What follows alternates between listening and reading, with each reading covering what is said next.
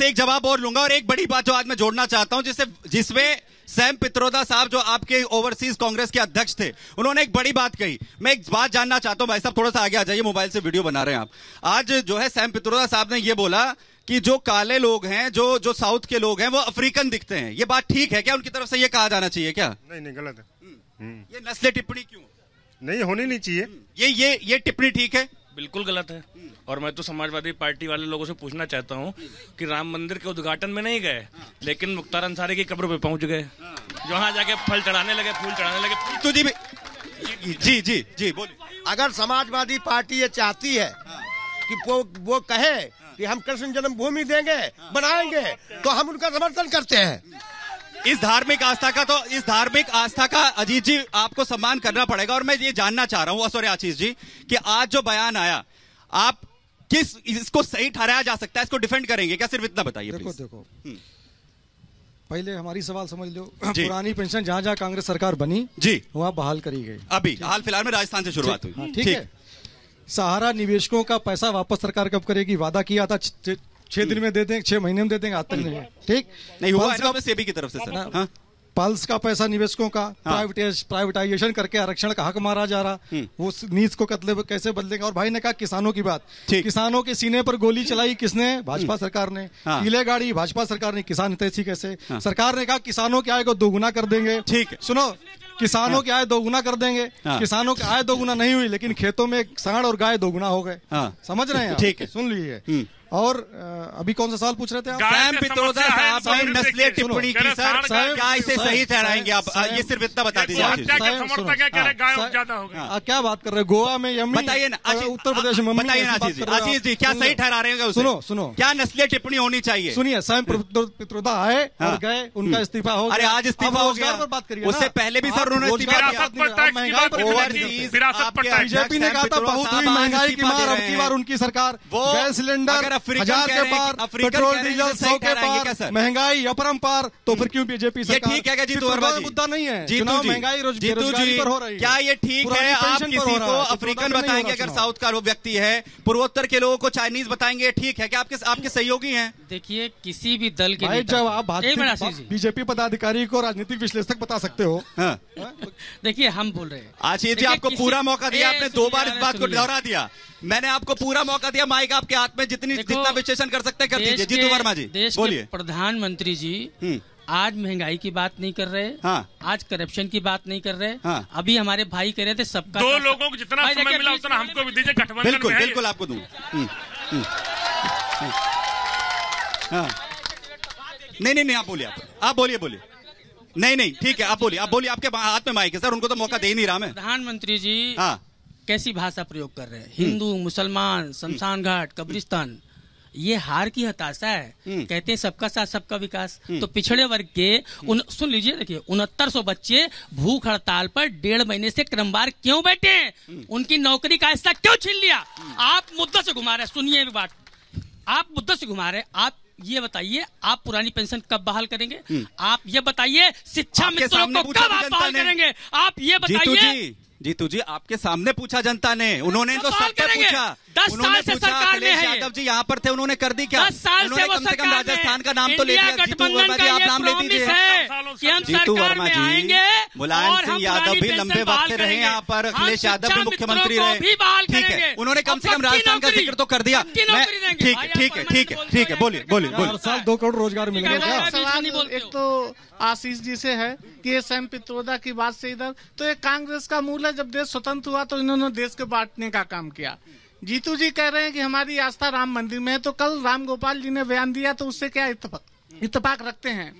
देखिए, मैं तो इंडी गठबंधन के लोगों से कहूंगा कि एक तो झूठ ना बोलें। एक तो उन्होंने कहा डाटा महंगा, 2014 में डाटा कैसा था मोबाइल का और आज किस रेट में, पहली बात। दूसरी बात, बेरोजगारी का मुद्दा, पहले लोग मिसकाल मारते थे, फुल काल करते।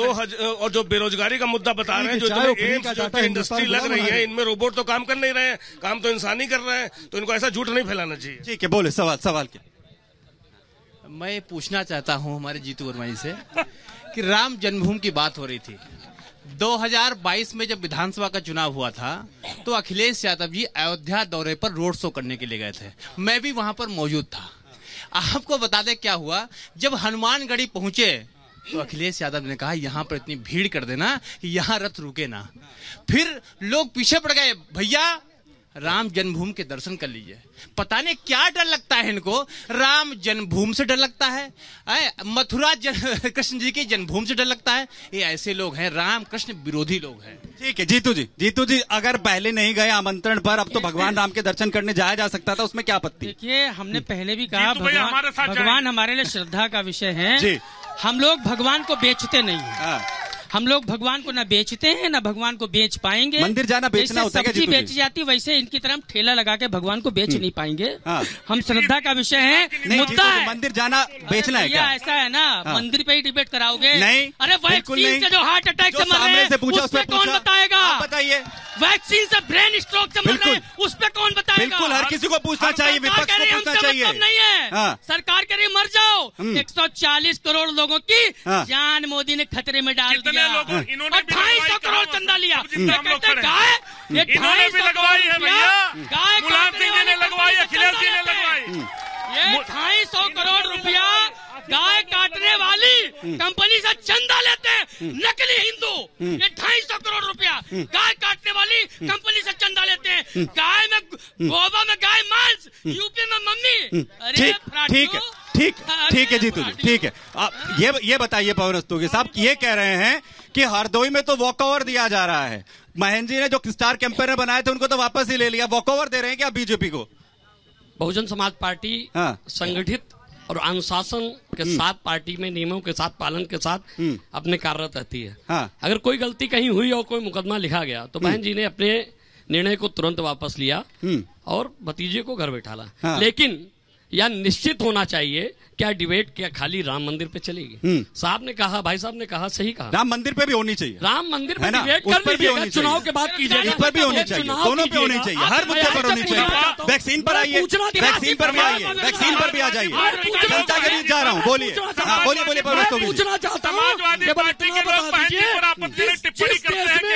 जिस देश में 80 करोड़ लोग जिंदा हो, फ्री राशन पर जिंदा हो, उस देश की बेरोजगारी की स्थिति कब दूर होगी? पवन जी, दूसरा विषय, अगर भाजपा न होती तो आज मायावती जी नहीं होती। दूसरा विषय, स्टेट के कांड में स्टेट के कांड हो चुका होता। जी होती या नहीं होती वो आपके कद की बात नहीं, वो मायावती जी के कद की बात। आपके उत्तर प्रदेश का मुख्यमंत्री इस पर टिप्पणी करे। सपा नेता दूसरा विषय, दूसरा विषय, ठीक है, दूसरा विषय 88,000 हेक्टेयर 88,000 हेक्टेयर जमीन बहन जी ने अपनी सरकार रहते गरीबों को नाम के करने का काम किया था। इनकी तरह 5 किलो राशन देने का काम नहीं किया। पवन जी वापस आप जरा जनता को भी सुन लेते हैं। आ जाइए उज्जवल, जरा हिंट लेते हैं। अब ये बताइए हरदोई की जनता की हिंट क्या है, यहाँ का मिजाज क्या है, ये बताइए फटाफट। हरदोई की जनता जिसने यहाँ पे काम किया है 30 वर्षों से 40 वर्षों से, माननीय नरेश अग्रवाल जी, नितिन अग्रवाल जी यहाँ पे इतने काम किया है हर वार्ड मोहल्ले में कि आज हमारे सभी हरदोई वासी इतना वोट देते हैं कि हमारे यहाँ से हमेशा जीतते वो चले आ रहे हैं। ठीक है, हिंट बताइए हरदोई की जनता की हिंट क्या, इशारा क्या है? सर हम नया क्वेश्चन ये पूछना चाह रहे हैं हमारे बसपा, सपा और कांग्रेस के जिला अध्यक्षों से कि हम एक स्पोर्ट्समैन हैं, स्पोर्ट्समैन की कोई जाति नहीं होती। ये बताएं नरेश अग्रवाल के जी के सिवा ये सपा और बसपा के जिला अध्यक्षों ने क्या किया, कांग्रेस के जिला अध्यक्षों ने इस खिलाड़ियों के लिए? ठीक, पूछ के बताइए। ठीक है, आप बताइए हरदोई की जनता की हिंट बताइए। खिलाड़ियों के लिए सड़क पे आपने दौड़ा के मारा, घसीटा, महिलाओं को घसीटा। 1 लाख प्लस से जीतेगा जयप्रकाश, उसमें कोई संशय नहीं है, कोई संशय नहीं है। जरा इधर से आ जाइए एक बार थोड़ा पीछे चल रहे हैं। हरदोई की जनता की हिंट बताइए, हरदोई की जनता का इशारा क्या, बताइए। अभी हमारे जीतू भाई और आशीष भैया कह रहे थे कि राम के नाम पर जो है राजनीति नहीं होनी चाहिए। राम के नाम पर राजनीति क्यों नहीं होनी चाहिए? बिल्कुल होगी। अगर राम के नाम का उपयोग करके अगर भारतीय जनता पार्टी सत्ता में पहुंच सकती है तो इनको किसने रोका है कि ये राम का नाम ना ले? इनको सनातन से आखिर इतनी दिक्कत क्यों है? राम के नाम से दिक्कत क्यों है? थोड़ा सा इधर भी आ जाइए। राम के नाम से दिक्कत क्यों है? जरा हिंट बताइए हरदोई की जनता की और सवाल पूछूं। बीजेपी सरकार, यहाँ बीजेपी सरकार की। हम सपा वाले और कांग्रेस वाले भाइयों से पूछना चाहते हैं, ये लोग कहते हैं हम लोग धर्म की राजनीति भाजपा वाले करते हैं। अगर हम लोग धर्म की राजनीति करते हैं तो 2017 से पहले तो अधर्म की राजनीति होती थी। 2017 के बाद एक भी दंगा बता दो कहीं हुआ हो, और 2017 से पहले बराबर दंगे होते थे उत्तर प्रदेश में। ठीक है, बताइए, आप बताइए, हिंट बताइए जरा। हिंट तो भाजपा के पक्ष में है और एक पक्षीय है, ये लोग अपना वक्त काट रहे हैं बस। बताइए, थोड़ा इधर भी आ जाते हैं, जरा इधर। ठीक है, बोलिए भाई साहब। मैं कांग्रेस के प्रवक्ता से सवाल करना चाहता हूं कि राहुल गांधी जी जगह जगह रैलियों में कहते हैं कि वो पुरानी पेंशन बहाल कर देंगे, लेकिन अपने घोषणा पत्र में क्यों नहीं शामिल किया है कि पुरानी पेंशन बहाल करेंगे? पुरानी पेंशन का मुद्दा सबके लिए भारी है। हाँ, बिल्कुल भारी है। पुरानी पेंशन देनी ही चाहिए किसी भी कीमत पर, किसी की सरकार बने, ये बहुत जरूरी है। हिंट बताइए। कर्मचारी सिर्फ उसको वोट देगा जो ओल्ड पेंशन की बात करेगा। बोलिए, हिंट बताइए।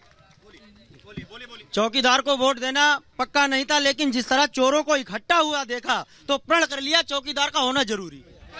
तो ये है हरदोई की जनता और तमाम लोग जो हमारे साथ यहाँ पर प्रतिनिधि यहाँ पर जुड़े हैं। और सबसे बड़ी बात यह है कि हरदोई की जनता जो है वो किसी लहर पर विश्वास नहीं करती है। उसने एक बार फिर से ये साबित किया है इस कार्यक्रम के जरिए भी। और आखिरी नतीजा जो है वो चौथे चरण के चुनाव के बाद जब 4 जून को नतीजे आएंगे उस पर पूरी तरीके से साफ होगा। बहुत शुक्रिया